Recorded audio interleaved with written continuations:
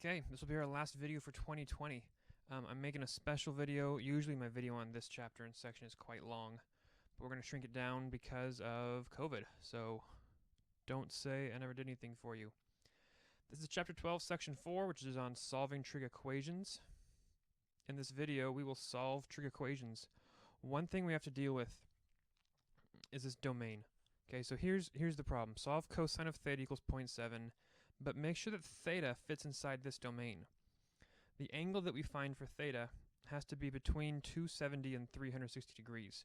What that means is I need to find a theta in quadrant 4. If this is my unit circle here, I've got to be, oh gosh, that's a bad circle. I've got to be finding this theta right here. That's one that I'm looking for. See, if cosine of theta is 0.7, remember cosine is the x value, that's going to be pretty far to the right. It can only go as high up as 1, so 0.7 is going to be pretty high. I expect this to be a fairly small angle. You'll keep in mind, there are a lot of places where cosine of theta equals 0.7. Like if I were to graph this function, it graphs, kind of like this. Every single point where this graph hits 0.7 is a possible solution. We are just looking for one of them in quadrant 3, but there's an infinite number of possible solutions. Well, though a case will come up eventually, we have to find all the possible solutions. For now, we're just finding one. So this first one is quite simple. I have cosine theta equals 0.7. I'm going to do an inverse cosine of both sides. In my calculator, I do the inverse cosine of 0.7, and I make sure my calculator is in degrees because it's asking for it in degrees.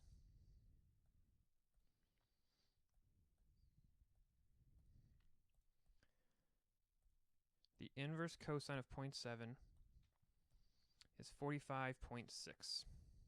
Oh, that was quite a bit bigger than I thought it was going to be. The calculator is giving me this one right here, 45.6 degrees. I need to find this one down here. Well, this is just an issue of reference angles. If one of them is at positive 45.6, cosine is positive in quadrants 1 and quadrants 4, so the other one would be way over here, with this angle being negative 45.6. Now, I can't give the solution theta equals negative 45.6 because that's not inside this domain. So instead of thinking about going down 45.6, I'm going to think about going up everything but 45.6. So if I do 360 minus 45.6, I get 314.4 degrees. I'm going to check that real quick. I'm going to do the cosine of 314.4.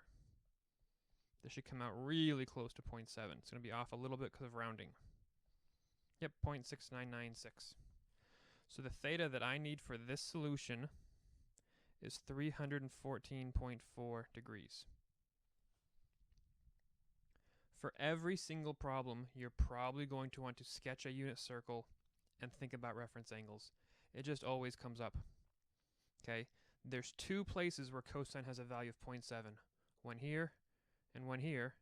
I needed one of them, the one that was in quadrant 4, so I played with my reference angles to make that happen. Next one. I'm going to solve 3 times the tangent of theta equals 2, and I can do that within one unit circle. I have to find all the solutions within one unit circle, and I'm doing it in radians instead of degrees. So I'm going to make sure that my calculator is in radians.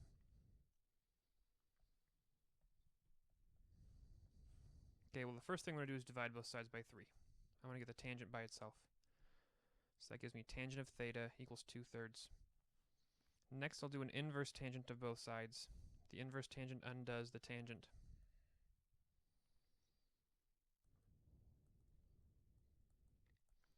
So theta will equal the inverse tangent of 2/3, which is something.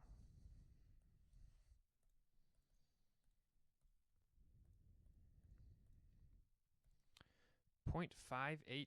8 degrees. Is that possible? No, I'm in radians. 0.588 radians. That makes way more sense.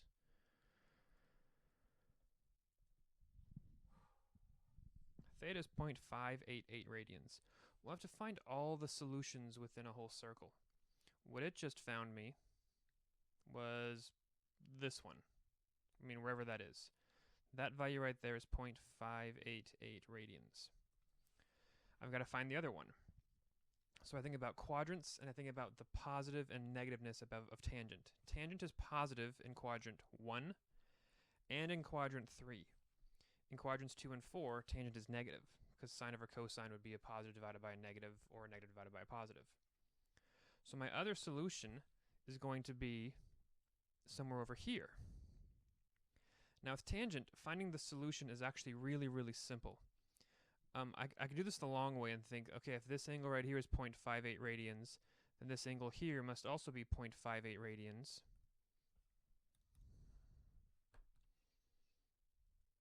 Which means this whole angle here, from the starting point to here, this angle must be pi plus 0.58 radians. So if I add pi to that,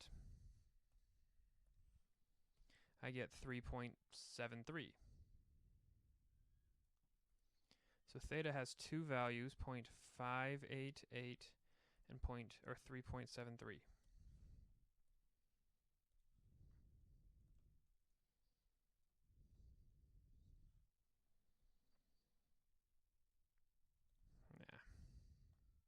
I want to be consistent with my number of decimals, so I'll do this.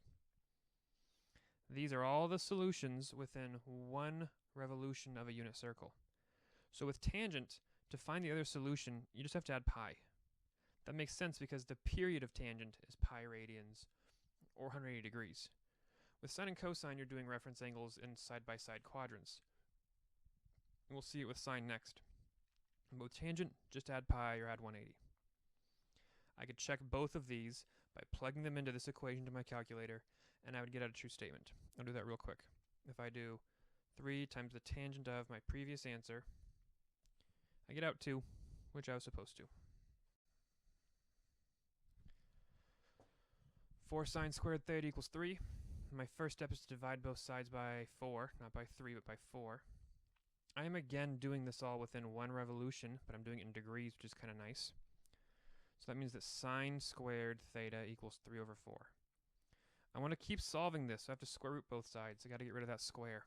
When I square root both sides, I'm not going to use my calculator, because I get that the sine of theta equals plus or minus, because I square rooted both sides, plus or minus the square root of 3 over 2.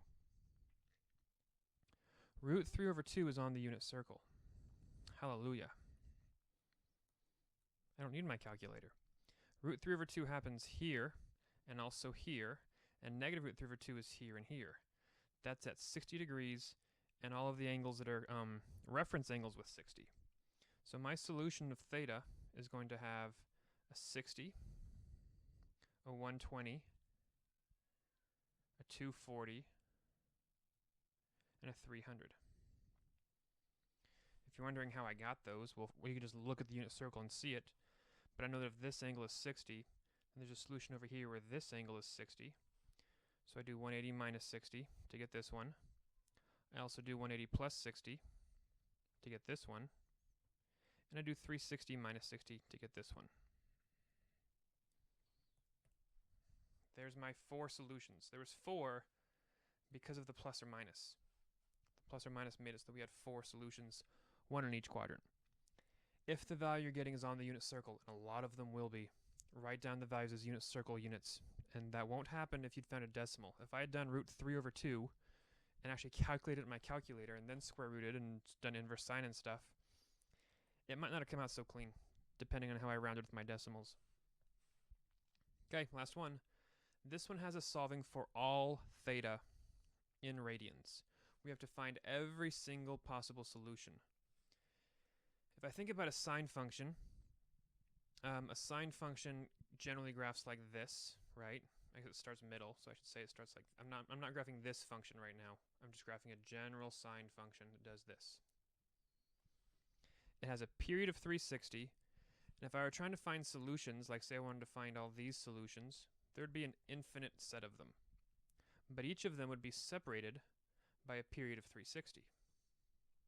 So I'm going to keep the period of this function in mind as I do my solving. First, subtract 4 from both sides. Sine and cosine can only be solved for if they're less than 1. The sine of theta couldn't equal 3/2, for example, because it's bigger than 1, and sine and cosine can have to be less than 1.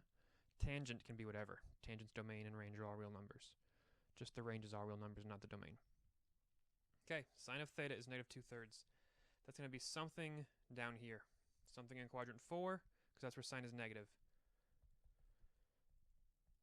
So theta is the sine inverse of -2/3 in radians.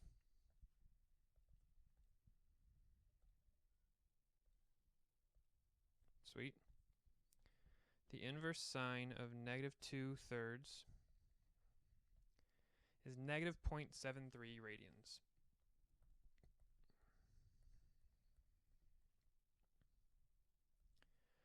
Well, that is this angle right here.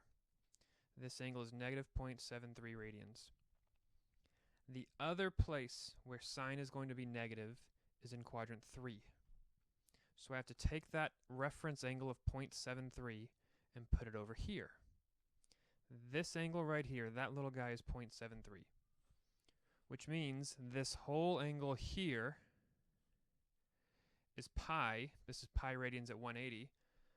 Pi plus 0.73, which is something.